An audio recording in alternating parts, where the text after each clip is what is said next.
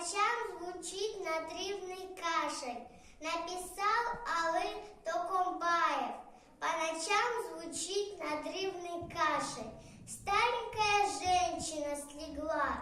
Много лет в квартире нашей, одиноко в комнате жила. Письма были, только очень редко.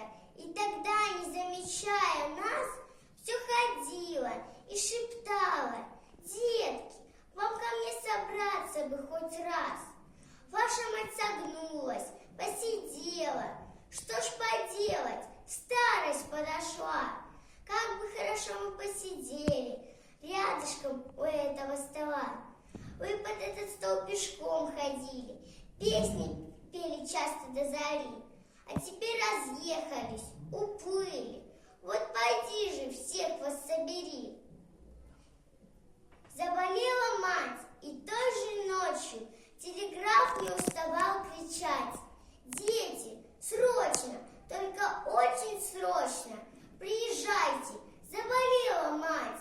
Из Одессы, Дарвина и Гарки, отложив до времени дела, дети собрались, только очень жалко, у постели, а не у стола. Гладили морщинистые руки, мягкую серебряную прядь. До чего же дали вы разлуки, так надолго перед нею стать? Мать ждала вас в дождь и снегопады, тягостной бессонницы ночей.